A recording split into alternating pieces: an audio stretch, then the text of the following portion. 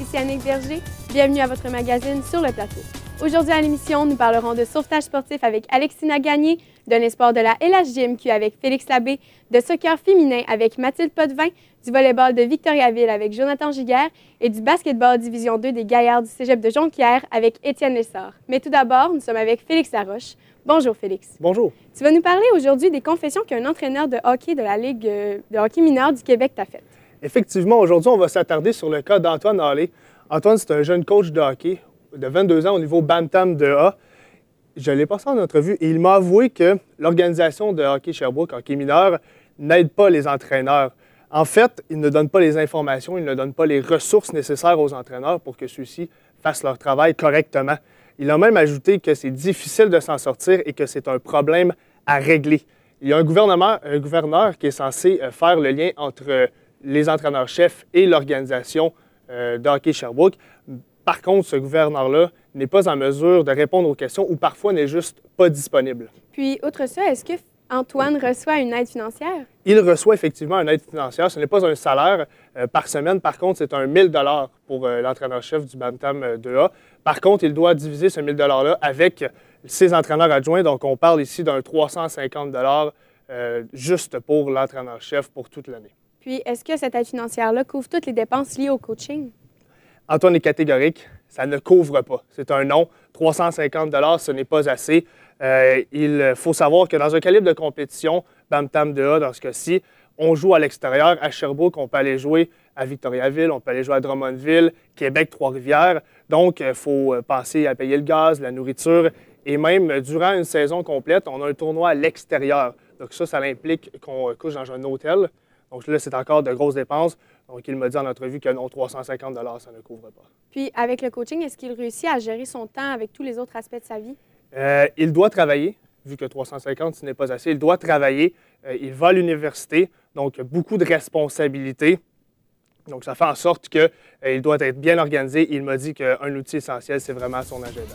Parfait. Merci beaucoup de nous avoir informés sur ce sujet délicat qui porte à réfléchir. Ça me fait plaisir.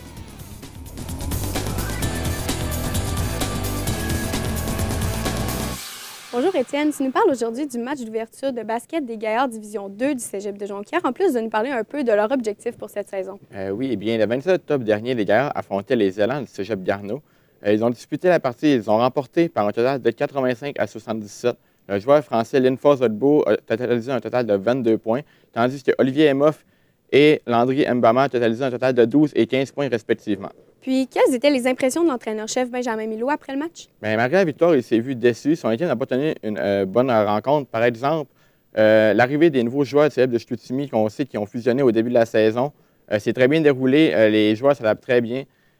Mais par contre, ils n'ont pas réussi à atteindre leur objectif, c'est déficient en début de partie. Ils avaient comme objectif de ne pas laisser marquer plus de 70 points. Ils en ont laissé 77, ce qui était un peu décevant. Et l'entraîneur dit qu'ils doivent encore beaucoup travailler d'ici la fin de la saison. Justement, tu nous as parlé de la fusion. Comment s'est passée l'arrivée des nouveaux joueurs? Oui, bien, les 3 nouveaux joueurs sont arrivés en début d'année et la chimie d'équipe est déjà très bonne entre ceux-ci et les joueurs du Cégep de Jonquière. C'est la meilleure chimie d'équipe que l'entraîneur a vue de sa jeune carrière. De plus, par contre, ils sont un peu plus lents que les joueurs du Cégep de Jonquière, mais s'adaptent très bien et c'est exactement ce que les entraîneurs recherchent. Puis les Gaillards ont perdu plusieurs vétérans cette année. Alors, quels sont leurs objectifs quant à la saison 2018-2019? Oui, ils ont perdu leur joueur étoile Patrick Emoff, ancien joueur par excellence de la Ligue Division 2 en 2016-2017, et le joueur Lucas Mayotte. Mais avec l'arrivée de nouveaux jeunes joueurs issus de la région, tels que Jérémy Martel et Émile Legault, ainsi que les 3 nouveaux joueurs justement du Cégep de Chicoutimi, les attentes de l'équipe sont très hautes et ils espèrent bien remporter la médaille d'or au championnat provincial. Puis est-ce que les entraîneurs croient que l'équipe est en mesure d'y arriver? Oui, justement, ils ont totalement confiance en leur équipe et en leurs joueurs. C'est d'ailleurs l'objectif que les joueurs se sont fixés eux-mêmes. Puis les entraîneurs, ils croient fort. Parfait. Merci beaucoup, Étienne. On va continuer de suivre la saison des Gaillards. Ça fait plaisir.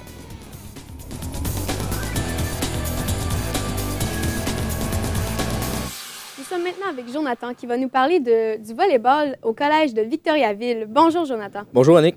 Donc, premièrement, combien il y a d'équipes dans cette ligue? Puis dans quelle division est l'équipe de Victoriaville? Eh bien, en tout et partout, avec les Vulcains du Cégep de Victoriaville, on compte 5 équipes collégiales, dont Trois-Rivières, Saint-Hyacinthe, Drummondville et Granby, qui se trouvent dans la division Est. J'aime mieux préciser, puisque Victoriaville, je cite, ne joueront pas contre les Gaillards, puisqu'ils Ils font partie de la division Ouest. Alors, mais vont quand même pouvoir s'affronter dans les régionaux qui se passera ici même à Jonquière. Puis l'équipe est constituée de combien de joueurs exactement? En fait, l'équipe est constituée de 14 joueurs, dont 5 nouveaux joueurs qui viennent tout juste d'arriver de première année de cégep.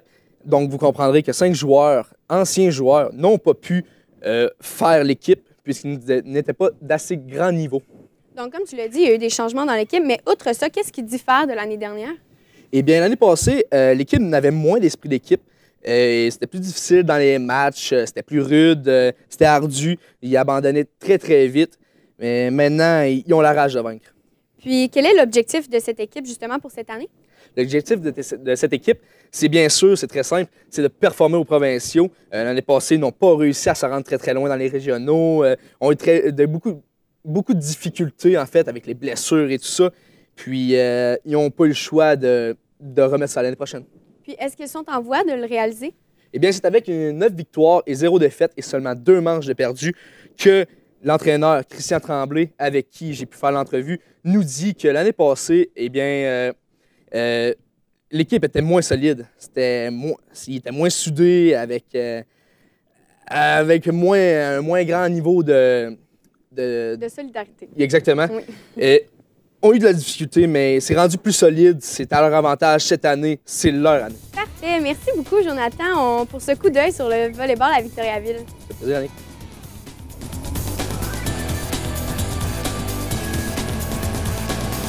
Mathilde va maintenant nous faire le bilan d'une équipe sportive des Gaillards, mais cette fois-ci, on parle de l'équipe féminine de soccer. Bonjour Mathilde. Bonjour. Donc, premièrement, est-ce que les filles sont parvenues à remporter le premier match? Elles ont bel et bien réussi à vaincre l'équipe de Thetford d'une marque de 2-0, ce qui leur a permis de se donner plus confiance pour la suite des choses. Puis, est-ce que tu peux nous parler un peu du deuxième match? Leur deuxième match ne s'est pas aussi bien déroulé que le précédent.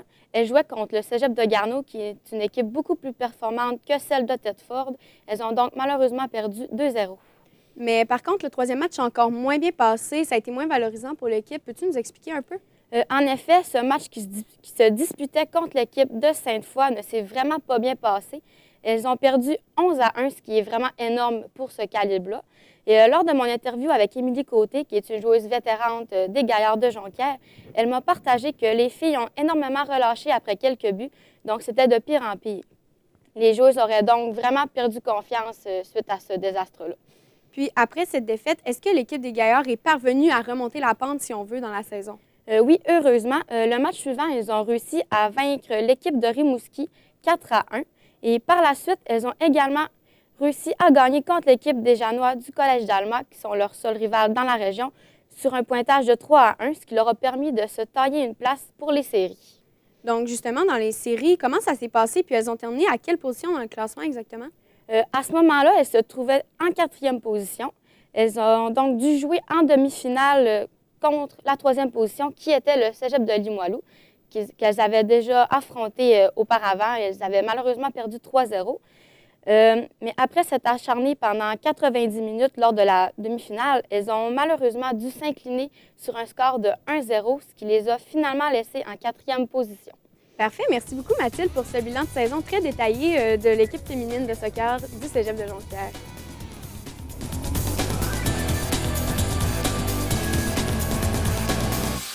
Nous sommes maintenant avec Félix qui va nous parler un peu d'un espoir de la LHJMQ qui espère entendre son nom sortir lors de l'encan de 2020. Bonjour Félix. Bonjour Annick. Oui, aujourd'hui, je vais vous parler de Xavier Labré, un jeune beauceron, plus précisément de Saint-Georges. Il a commencé ce sport dès l'âge de 3 ans. Maintenant, il a 14 ans. Il joue pour les élites Bourse-Appalaches. Il est au centre. Il totalise déjà 12 points en 12 matchs. C'est très bon, mais comme la saison est encore très jeune, on va attendre pour savoir s'il va pouvoir être dans le top pointeur. Puis qu'est-ce que ça prend pour un jeune de cet âge-là afin de jouer au hockey de haut niveau comme le fait Xavier? Bien, j'ai demandé à cette question-là justement à Xavier. Et selon lui, les caractéristiques les plus importantes pour jouer du hockey comme lui, ça serait la passion, la discipline, l'esprit sportif et surtout un peu de talent. Mais en revanche, il a vraiment insisté sur la passion car celui-ci pense que c'est la plus importante des trois parce qu'il pense que la passion, c'est la base de tout sport. Puis pour un jeune de l'âge de Xavier, qu'est-ce que ça prend pour vraiment percer loin dans le hockey? Il faut que je redouble d'efforts, que je travaille vraiment fort sur la glace et en dehors de la glace, ce qui veut dire que je dois beaucoup m'entraîner pour cette année et aussi pour le camp du budget 3 qui commencera aussitôt que la saison soit finie. Ça a été les paroles du jeune beauceron qui veut tout faire pour percer le plus loin possible dans ce sport et peut-être un jour, qui sait, jouer dans la Ligue nationale de hockey, comme l'a fait justement le Beauceron Thomas Chabot, qui a lui aussi fait le même parcours que Xavier est en train de faire. Et comme on sait, Thomas Chabot joue pour les Sénateurs d'Ottawa, qui a un excellent début de saison. Donc, on espère fort. Justement, quelle est l'importance de Thomas Chabot pour Xavier?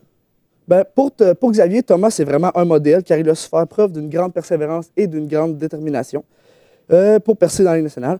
Thomas n'était pas supposé devenir une grande vedette dans son sport, parce qu'il n'était pas vraiment considéré comme le meilleur de son équipe. Mais avec beaucoup d'acharnement, beaucoup de travail, beaucoup d'entraînement, ben, on sait qu'il est devenu un très grand joueur. Puis comme Thomas, Xavier joue du haut calibre, mais n'a jamais vraiment dominé la Ligue. Donc, il était toujours dans les top pointeurs, mais vraiment jamais le premier ou le troisième ou dans les tops.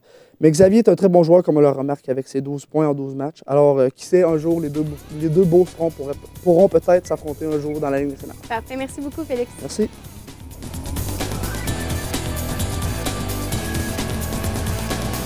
Donc, pour terminer, nous sommes avec Alexina qui va nous informer sur une discipline peu connue, le sauvetage sportif, et nous parler un peu du club Narval d'Alma. Bonjour, Alexina. Bonjour. Donc, premièrement, qu'est-ce que le sauvetage sportif? Eh bien, comme tu l'as dit, Annick, c'est vraiment une discipline qui est très peu connue, surtout au Saguenay-Lac-Saint-Jean, qu'on n'en entend pas vraiment parler. Comme le nom l'indique, c'est une discipline sportive qui inclut justement des épreuves de sauvetage. Donc, ça se déroule en 3 volets. C'est-à-dire le volet plage, que ça, c'est plus de la natation. Ça se fait avec du matériel, puis on va sauver des personnes, par exemple, qui se noient. Sinon, il y a aussi le volet plage, que ça se fait avec des embarcations. Il y a de la course sur plage, puis plusieurs épreuves qui pourraient se faire justement en sauvetage de plage. Sinon, il y a aussi le volet technique, que ça, c'est vraiment les premiers soins à appliquer sur la personne en cas de détresse, là. Puis pourquoi est-ce que le Club Narval a décidé de participer à la compétition internationale? Eh bien, il y avait eu l'an dernier un petit club d'Abitibi qui était à peu près de la même grosseur que celui d'Alma, qui est allé participer à la compétition internationale qui se tenait cette fois en Afrique du Sud. Puis c'est vraiment ça qui leur a mis la puce à l'oreille, qui leur a donné envie un peu d'essayer aussi. Puis, dans le fond, qu'est-ce qu'il fallait faire pour participer?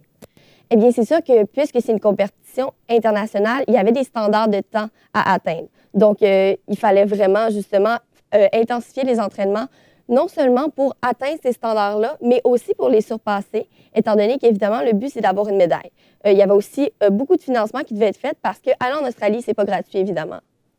Puis, est-ce que les membres ont été satisfaits des résultats? Eh bien, moi, j'ai rencontré Julia Tremblay, qui va d'ailleurs aller en Australie. Puis elle, pour sa part, indique qu'elle est vraiment satisfaite à la fois du financement, mais aussi de ses entraînements. Elle qui s'était blessée au mois de mai, mais qui toutefois a réussi à rattraper le fil de la compétition. Puis elle s'avoue très excitée. Parfait. Merci beaucoup, Alexina, de nous avoir fait connaître cette discipline méconnue.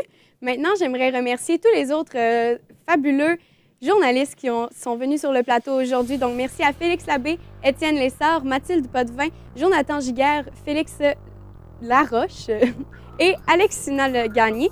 J'aimerais aussi vous remercier, vous, à la maison, de nous avoir écoutés. Je vous dis à la prochaine et bonne journée.